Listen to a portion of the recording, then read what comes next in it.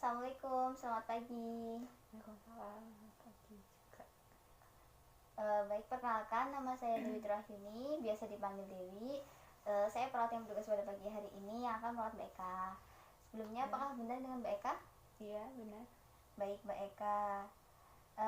Mbak Eka, gimana keadaannya hari ini? Takut. Takut kenapa? Apakah suaranya masih sering terdengar? Iya, masih.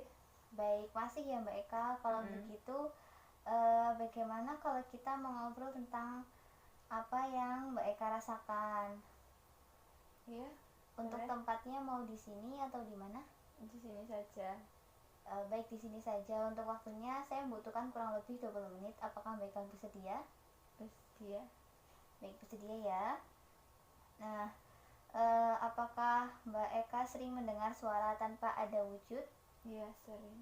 Ya, sering ya. Kemudian, apa yang dikatakan suara itu? Kayak hidupku tuh nggak berguna. Hidupnya nggak berguna gitu ya. Terus kapan paling sering Mbak Eka mendengar suara itu? Malam. Ketika malam ya. Lalu apakah suara itu terdengar terus menerus atau jarang-jarang? Hampir tiap malam.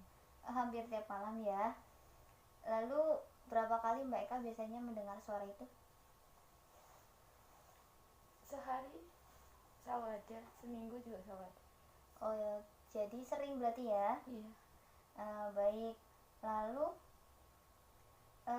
dalam keadaan apa Mbak Eka biasanya sering mendengar suara itu? Sendiri. Ketika merenung itu. Oh, ketika sendiri terus lagi merenung gitu ya.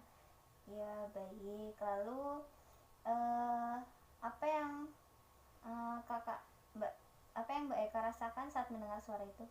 Takut. Takut, cemas, gelisah, nggak tenang.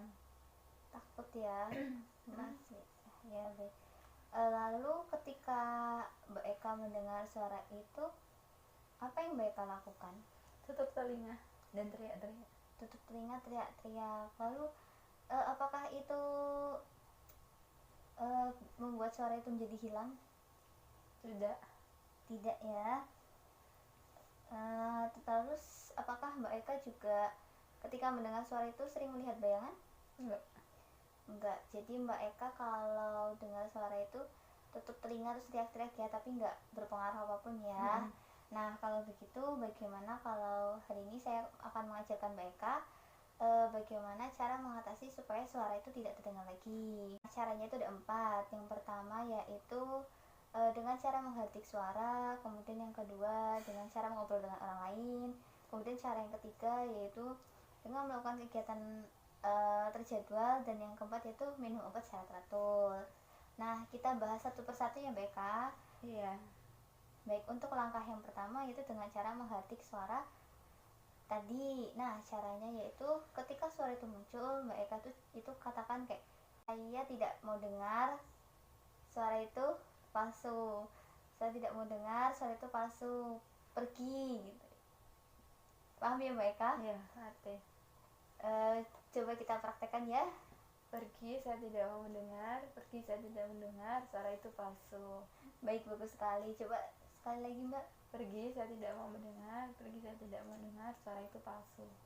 Baik, bagus sekali ya Mbak Eka. Nah, jadi nanti kalau misal suara itu muncul lagi, Mbak Eka bisa menggunakan cara yang ini. Nah, ini kan kita sudah belajar cara yang pertama ya Mbak. Bagaimana perasaannya setelah kita berlatih? Agak sedikit tenang. Sedikit lebih tenang ya. Nah, nanti untuk pertemuan selanjutnya saya akan mengajarkan teknik yang kedua, yaitu dengan cara mengobrol dengan orang lain. Mbak Eka kira-kira mau nggak? Iya, boleh. Ya, boleh ya. Oh ya, untuk yang tadi latihan pertama nanti bisa dimasukkan ke jadwal harian Mbak Eka ya. Mau jam berapa untuk latihannya? Setelah suster saja. Seperti biasa saja, seperti jadwal hari ini jam 1 ya. Iya. Nah, nanti saya masukkan ke dalam jadwal. Nah, untuk latihan berikutnya besok kira-kira mau jam berapa? Sama saja, nggak apa-apa. Baik, sama ya, berarti jam 1 ya. Iya. Tempatnya mau di sini atau di mana? Sini saja. Baik, di sini saja ya. Kalau begitu besok saya akan kembali ke sini Mbak Eka hari ini bagus banget, mau mendengarkan saya, terus ada feedbacknya juga, dan Mbak Eka juga mau mempraktikannya. Kalau begitu saya izin pamit ya Mbak Eka, kalau ada salah mohon dimaafkan. Terima kasih, selamat beristirahat. Assalamualaikum. Waalaikumsalam.